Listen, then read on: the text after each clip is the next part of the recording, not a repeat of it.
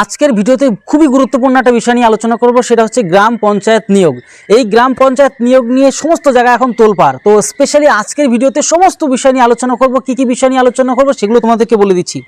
গ্রাম পঞ্চায়েতের নিয়োগের মূল তথ্য নিয়ে আলোচনা করব, এর পাশাপাশি বয়সসীমা আলোচনা করব, শিক্ষাগত যোগ্যতা, বেতন, সমস্ত বিষয় নিয়ে আলোচনা করে প্রথম অংশ এটা রয়েছে শিক্ষাগত যোগ্যতা এবং বেতন, এবং দ্বিতীয় অংশ রয়েছে সেই বিষয় নিয়ে আলোচনা করব।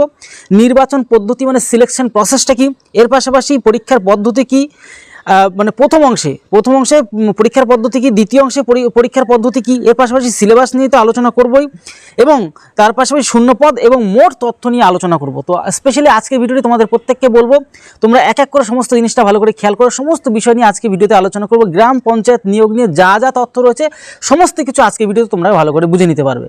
সবার প্রথমে বলে দিই যে 2024 সালে কিন্তু সেই সময়কার সরকার অর্থাৎ তৃণমূল সরকার শুরু করেছিল রেজিস্ট্রেশন।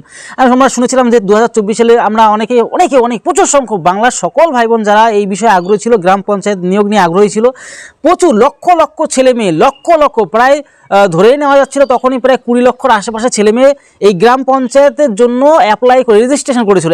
অ্যাপ্লাই শুরুই হয়নি। প্রথমে রেজিস্ট্রেশনের জন্য আলাদা টাকা নেওয়া হয়েছিল, তারপর আবার অ্যাপ্লাইয়ের জন্য টাকা নেওয়া হতো, তো লাস্ট পর্যন্ত অ্যাপ্লাই হলো না। 2024 সালে রেজিস্ট্রেশন প্রক্রিয়া শুরু হয়েছিল সবার প্রথমে, মনে করো কার মনে আছে একটু অবশ্যই কমেন্ট বক্সে জানাবে। 2025 সালে কিন্তু এই নিয়ে আরও আলোচনা হয় যে অ্যাপ্লাই কবে শুরু হবে, অ্যাপ্লাই করতে করতে পুরো জিনিসটাই গায়েব হলো। কিসের মতন? ফুড এসআইয়ের মতন। ফুড এসআইয়ের এক্সাম হলো, কোনো রকম এখন খোঁজ খবর নেই। তার জন্য আমরা এই নতুন সরকারের কাছে দাবিও রাখছি যেন ফুড এসআইয়ের যে রিক্রুটমেন্ট প্রসেসটা আবারও যেন আমাদেরকে জানানো হয়।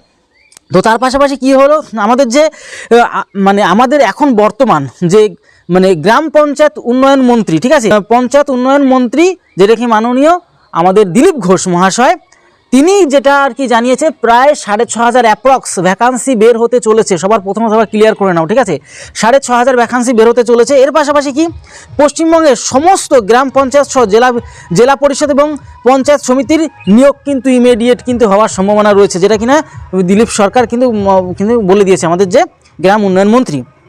আর পরীক্ষা কিন্তু অবশ্যই বাংলা ভাষাতেই হবে, কোনো রকম ইংলিশ হিন্দিতে হবে না। আমরা বাঙালি, বাংলা ভাষাতেই হবে। আমাদের ভাষাটাকে আমরা গুরুত্ব দিচ্ছি না, এটা আমাদের সবথেকে দুর্ভাগ্য। শূন্য পদের ব্যাপারটা একটু দেখো, তিনটে স্তর রয়েছে। কীরকম? তিনটে স্তরে নিয়োগ হবে। নাম্বার 1 দেখো, গ্রাম পঞ্চায়েত যেটা কিনা 6102 জন, আর পঞ্চায়েত সমিতিতে 564 জন, তবে জেলা পরিষদে 550 জন, টোটাল মিলে হচ্ছে 6652 জনের কিন্তু বিজ্ঞপ্তি বের হতে চলেছে। বা আবারও হয়তো দেখা গেল আরও বিপুল পরিমাণে ভ্যাকান্সি আছে, সেটা আগের আপডেট অনুযায়ী ছিল, আরও ভবিষ্যতে কিন্তু দেখা গেল বেশি পরিমাণে কিন্তু আপডেট আসতে চলেছে।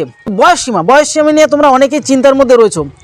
বয়সসীমা যা ছিল জেনারেলের 40 পর্যন্ত ছিল, সেটা তোমার হচ্ছে 5 বছর বেড়ে গেল। সবাই বলেছে সমস্ত সরকারি চাকরির পরীক্ষাতে 5 বছর বৃদ্ধি করে দেওয়া হবে। তো জেনারেলদের আরও 5 বছর, 18 থেকে 45 ইউআর জেনারেল আনরিজার্ভ ক্যাটাগরি যেটা। তারপরে ওবিসির ক্ষেত্রে হচ্ছে কি তোমাদের 18 থেকে 48 পর্যন্ত হয়ে গেল টোটালে, ঠিক আছে। তাহলে 18 থেকে 48 কেন? 5 আর 3 ওবিসিরা 3 বছর এক্সট্রা ছাড় পায়, আবার এদিকে 5 বছর বাড়িয়ে দিল, তাহলে 8 আর 3 5, এই 5 আর 3 8 বছর বেড়ে গেল, ওই 40 থেকে 8 বছর বেড়ে গেলে 48 হবে, ঠিকই আছে হিসেব। SC STরা 50 বছর, কারণ এদিকে 5 বছর বাড়লো, আবার SC ST হলে এমনিতেই 5 বছরের ছাড় ছিল, তাহলে 5 10 বছর বেড়ে গেল, 50 বছর পর্যন্ত তুমি কিন্তু অ্যাপ্লাই করতে পারবে। এটা হচ্ছে পদ অনুযায়ী শিক্ষাগত যোগ্যতার আমরা একটু দেখে নেবো। তোমাদের সাইডে স্ক্রিন আমি লাগিয়ে রাখছি, তোমাদের একটু দেখে নাও, অসুবিধার কোনো কারণে। আমি অনেক ছোট বিষয়ে বলার বিষয় আছে, তোমাদের জানার বিষয় আছে, সেগুলো ভালো করে জেনে নাও, বুঝেও নাও। দেখো, সবার প্রথমে দেখো পদ লেখা আছে, শিক্ষাগত যোগ্যতা লেখা আছে, তারপর হচ্ছে তো বেতন লেখা আছে। যে তোমার প্রথমে হচ্ছে পঞ্চায়েত কর্মীদের জন্য 8 পাস হলেই তুমি যথেষ্ট। 8 পাস তুমি করতে পারলে তুমি এখানে চাকরি করতে পারবে, ঠিক আছে। 8 পাস হলে এখন থেকে প্রিপারেশন নেওয়া শুরু করে দাও, নাহলে কিন্তু সমস্যার মধ্যে পড়বে। তাই প্রত্যেককে বলবো এখন থেকেই তোমরা যারা অঙ্ক এবং রিজনিং শিখতে চাও, বিশেষ করে অঙ্কটাকে ভালো করে শিখতে চাও, আমাদের কাছে কোর্স নিয়ে সুপার লেভেল আমি সম্পূর্ণ গাইড করবো। প্লাস যদি তোমাদের ডেমো ক্লাসের প্রয়োজন আমাদের অফিসিয়াল নাম্বারে জানাও, আমি তোমাদের ডেমো ক্লাসও দেখাবো, তারপরে তোমাদের কোর্স সেল করবো, তার আগে কোর্স সেল করবো না। কি বললাম বোঝা গেল? তোমরা অনেকে বুঝতে পারো না। আবার অনেকে বলো দেখো ওইগুলো ব্যতিক্রম থাকেই, ভগবানকে মানুষ গালাগালিতে ছাড়ে না, আর আমরা তো সাধারণ একটা মানুষ, আমরা যতই ভালো করি না কেন সমাজের জন্য, ততই আমাদের কিন্তু খারাপ কথা, সবাই বলো না, আমরা জানি সবাইকে, তোমাদেরকে অবশ্যই তোমাদের জন্যই আজকে হয়তো দেখা গেলো সবাই আমার আর কি ভিডিওগুলি তোমরা দেখো। ওই 2-1 জন আছে যারা আর কি সবসময় হিংসে বুদ্ধি রাখে বা খারাপ মানসিকতা রাখে, তারাই কিন্তু উল্টোপাল্টা কমেন্ট করে এসে। দেখো পঞ্চায়েত কর্মী আমাদের 8 ক্লাস পাস হলে বেতন 17,000 থেকে 43,200 পর্যন্ত। এর পাশাপাশি গ্রুপ ডি পদের জন্য ক্লাস 8 পাস হলেই তোমার এখানে হয়ে যাচ্ছে 17,000 টাকা থেকে 43,200 টাকা পর্যন্ত এখানে বেতন। এর পাশাপাশি পঞ্চায়েত সমিতি পিয়ন সেক্ষেত্রে 8 পাস হলেই তুমি এখানে অ্যাপ্লাই করতে পারবে 17,000 থেকে 43,200 এখানেও সেম।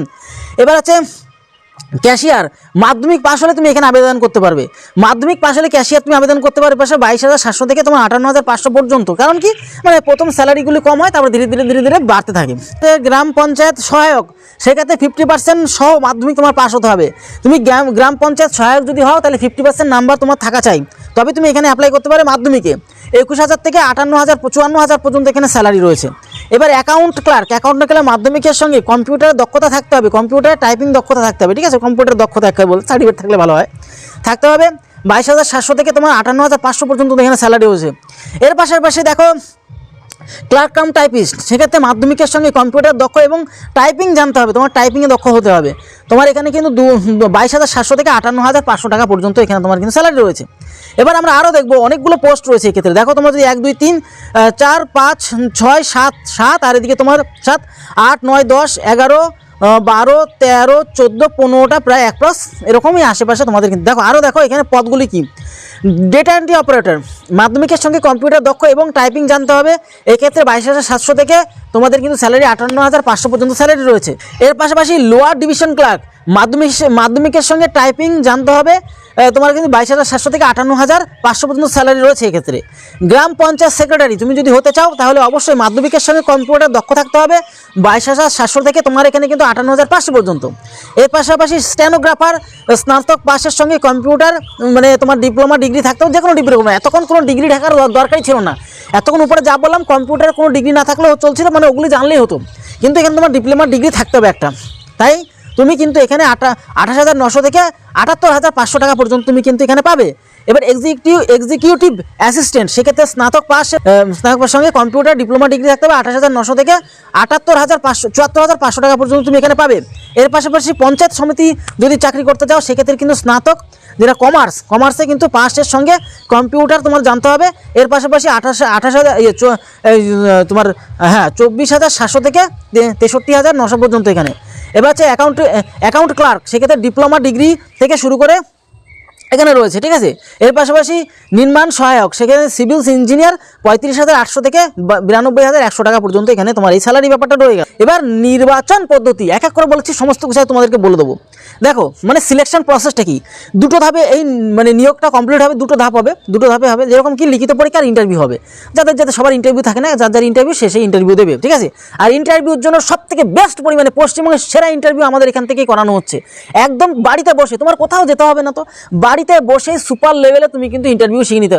আমাদের এই যে WBSSC গ্রুপ সি এবং গ্রুপ ডি ইন্টারভিউ প্রথম ব্যাচ হয়ে গেছে, দ্বিতীয় ব্যাচ চলছে, সেরা লেভেলে এখানে কিন্তু শেখানো হচ্ছে। সুপার লেভেলে কন্টেন্ট থাকছে, যা প্রশ্ন তো পৃথিবীতে হাজার, তার মধ্যে থেকে যেগুলো ইন্টারভিউতে ধরার মতন সেই প্রশ্নগুলোকেই তোমাকে দেওয়া হচ্ছে, ভিজুয়ালস নোট সহকারে প্লাস PDF তো থাকছেই, প্লাস রেকর্ডিং ক্লাস থাকবে, তোমার লাইভ ইন্টারভিউ নেব গুগল মিটে অথবা ওই হোয়াটসঅ্যাপের যে কোনো ভিডিও কলের মধ্যে, যেমন একটার মধ্যে হলেই মোটামুটি নেওয়া হচ্ছে, ঠিক আছে। সুপার লেভেলে আছে, দায়িত্ব সহকারে সমস্ত জিনিসকেই কমপ্লিট করানো হচ্ছে, ঠিক আছে। এবার তোমার কি লিখিত পরীক্ষা ইন্টারভিউ তোমাদের থাকছে। আর তোমরা যারা অঙ্কটাকে ভালো করে শিখে নিতে চাও অবশ্যই আমাদের সাথে যোগাযোগ করো, ডেমো ক্লাস দেখবে, তারপর তোমরা কোর্স নেবে, তার আগে নেওয়ার কোনো প্রয়োজন নেই। কিছু পদের ক্ষেত্রে স্কিল টেস্ট নেওয়া তোমাদের বললাম, স্কিল টেস্টের ব্যাপার রয়েছে, মানে টাইপিংয়ের ব্যাপারটা রয়েছে। OMR মোডে পরীক্ষা হবে, OMR MCQ মানে মাল্টি চয়েস কোশ্চেন থাকবে, 4টে অপশন থাকবে, একটা তোমার অ্যান্সার দিয়ে আসতে হবে। প্রশ্নের ভাষা বাংলা ইংরেজিতে হবে, বাংলাতে তুমি পরীক্ষা দিতে পারবে, ইংরেজিতেও পরীক্ষা দিতে পারবে, কোনো অসুবিধা নেই, ঠিক আছে। এর পাশাপাশি লিখিত পরীক্ষা পাশ করলে ইন্টারভিউতে ডাক পাবে, লিখিত পরীক্ষা পাশ করলে ইন্টারভিউতে তুমি ডাক পেয়ে যাবে। আর লিখিত পরীক্ষা এবং ইন্টারভিউর প্রাপ্ত নম্বরের ভিত্তিতে, মানে তুমি লিখিত পরীক্ষা যেটা দিয়েছো প্লাস ইন্টারভিউ যে নাম্বারটা রয়েছে প্রাপ্ত নম্বর ভিত্তিতে চূড়ান্ত মেধা তালিকায় তোমার প্রকাশ করা হবে, ঠিক আছে, নাম প্রকাশ করা হবে। তোমাদেরকে একটা কথা বলে দিই যে পদ অনুযায়ী পরীক্ষার পদ্ধতি কি, পদ লিখিত পরীক্ষা, তবে স্কিল টেস্ট, তার হচ্ছে ইন্টারভিউ।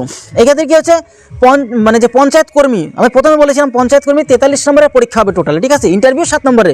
আর দেখো আরেকটা কথা বলে দিই, এই যে সিলেবাসগুলো এগুলো কিন্তু পূর্ববর্তী বছরের সিলেবাস অনুযায়ী কথা বলা হচ্ছে, কিন্তু তোমাদেরকে একটা কথা বলবো, যদি এইবারের রিক্রুটমেন্টে যদি এগুলো সিলেবাস চেঞ্জ হয়ে যায়, সবার প্রথমে আমাদের চ্যানেল থেকে পেয়ে যাবে। তাই চ্যানেলটাকে এখনই সাবস্ক্রাইব বা ফলো করে রেখে দাও, যাতে করে সবার প্রথমে আপডেটগুলি পাবো এবং সমস্ত বিষয় নিয়েই তোমাদেরকে অ্যানালাইসিস করে দেবো, যাতে করে তোমাদের কোনো ডাউট না থাকে। তার জন্য স্পেশালি আমি তোমাদেরকে সমস্ত রকমভাবে গাইড করার চেষ্টা করছি। দেখো, কিন্তু এখনও এই আপডেটগুলো তোমরা জেনে রাখো, সেভাবে তোমরা প্রিপারেশন আপাতত নিতে শুরু করো, ঠিক আছে। গ্রুপ ডিতে 43 নম্বরের পরীক্ষা হবে, 7 নম্বরের ইন্টারভিউ। পঞ্চায়েত সমিতি পিয়ন সে 43 নম্বর, আর দিকে 7 নম্বরের ইন্টারভিউ। গ্রাম পঞ্চায়েত সহায়ক 85 নম্বরের পরীক্ষা হবে আর 15 নম্বরের ইন্টারভিউ। আর এদিকে গ্রাম পঞ্চায়েতের যে তোমার সেক্রেটারি, তোমার সেক্ষেত্রে তোমাদেরকে 85 নম্বরের পরীক্ষা হবে এবং 5 নম্বরের স্কিল টেস্ট আছে, 10 নম্বরের ইন্টারভিউ আছে। আর অ্যাকাউন্ট ক্লার্ক 85 নম্বরের পরীক্ষা, 5 নম্বরের হচ্ছে স্কিল টেস্ট আর 10 নম্বরে তোমার এদিকে তোমার ইন্টারভিউ। আর এদিকে ক্লার্ক কাম টাইপিস্ট, সেক্ষেত্রে 85 নম্বরে তোমার এখানে এক্সাম রয়েছে আর 5 নম্বরের স্কিল টেস্ট আর 10 নম্বর হচ্ছে গিয়ে ইন্টারভিউ। আরও রয়েছে সেটা হচ্ছে গিয়ে ডাটা এন্ট্রি অপারেটর, সেখানে 85 নম্বরের পরীক্ষা, 5 নম্বর স্কিল টেস্ট আর 10 নম্বর ইন্টারভিউ। আর তোমার যে ক্যাশিয়ার, সেক্ষেত্রে 85 নম্বরে তোমার এখানে কি পরীক্ষা হচ্ছে, কোনো এখানে স্কিল টেস্ট নেই, 15 নম্বর ডাইরেক্ট ইন্টারভিউ, মানে টোটাল 100 নম্বরের এক্সাম। লোয়ার ডিভিশন ক্লাস, সেক্ষেত্রে 85 নম্বরে তোমাদের এখানে এক্সাম হবে, 5 নম্বর স্কিল টেস্ট আর 15 নম্বরে তোমার এখানে হচ্ছে ইন্টারভিউ। তারপরে স্টেনোগ্রাফার আছে 85 নম্বরের পরীক্ষা হবে, 5 নম্বর স্কিল টেস্ট আর 10 নম্বরে তোমার ইন্টারভিউ। তারপরে সেটা এক্সিকিউটিভ যে অ্যাসিস্ট্যান্ট, সেক্ষেত্রে 85 নম্বরে তোমার এক্সাম হবে, 5 নম্বর স্কিল টেস্ট আর 10 নম্বরে হচ্ছে তোমার ইন্টারভিউ। আর হচ্ছে নির্মাণ সহায়ক 85 নম্বরে এখানে এক্সাম হবে, কোনো রকম স্কিল টেস্ট নেই আপাতত, আর ইন্টারভিউ হচ্ছে 15 নম্বর। আর পঞ্চায়েত সমিতি অ্যাকাউন্ট ক্লাস, সেখানে 85 নম্বরে এক্সাম হবে, 5 নম্বর স্কিল টেস্ট আর 10 নম্বর তোমার ইন্টারভিউ। এই হচ্ছে মোটামুটি সিলেবাসটা, তোমরা একটু দেখে নিতে পারলে। এইবার তোমাদেরকে একটা কথা বলবো যে কী সিলেবাস নিয়ে কীরকমভাবে পড়াশোনা আপাতত করো। বিষয়ে তোমরা দেখতে পাচ্ছ প্রশ্ন সংখ্যা আছে, তোমরা দেখতে পাচ্ছ নম্বর। ইংরেজিতে তোমরা কিন্তু 25 নম্বরে তোমাদের এক্সাম হবে, 25 নম্বর প্রশ্ন সংখ্যা 25টা থাকবে, নম্বর মানে প্রত্যেকটা 1 নম্বর করে। বাংলা 25 নম্বর, গণিতে 25 নম্বর, আর এদিকে তোমার সাধারণ জ্ঞান 10 নম্বর, মোট হচ্ছে কি 85 নম্বরে একটা এক্সাম হচ্ছে। আর ছোটোগুলি পরীক্ষাগুলো বলেই দিয়েছি তোমাদেরকে। এবার যে মেন বিষয় তোমাদেরকে বলবো, ঠিক আছে, এগুলো তো মোটামুটি যা রয়েছে এখনও বর্তমান পর্যন্ত সেগুলো তোমাদের অ্যানালাইসিস করে দিলাম।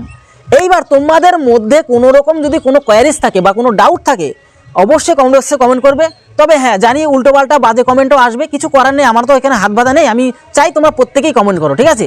কিন্তু দেখো, আগে প্রথমত তোমরা দেখো, হঠাৎ করে আমাকে প্রথম দিন দেখেছো, মানে যা পারছো ঘুম ভাঙা একটা কমেন্ট করে দিচ্ছ, ঠিক আছে, মানে যা পারছো উল্টোপাল্টা।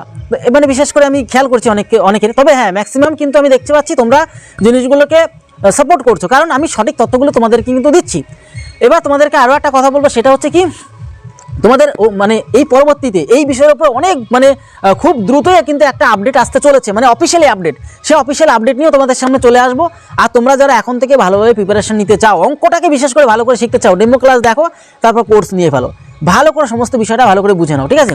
আর কোনো রকম যদি কোয়ারিজ হয়, কোনো যদি ডাউট থাকে, অবশ্যই আমাদের সাথে কমেন্ট করো, সেখানে তোমাদের সাথে কিন্তু আমি ডিসকাসও করে দেবো যা মানে তোমাদের কোয়ারিজগুলো রয়েছে। তাহলে ভিডিওটি এলো, তোর সময় পরিবারের সাথে ভালো থেকো, সুস্থ থেকো। জয় হিন্দ, জয় ভারত।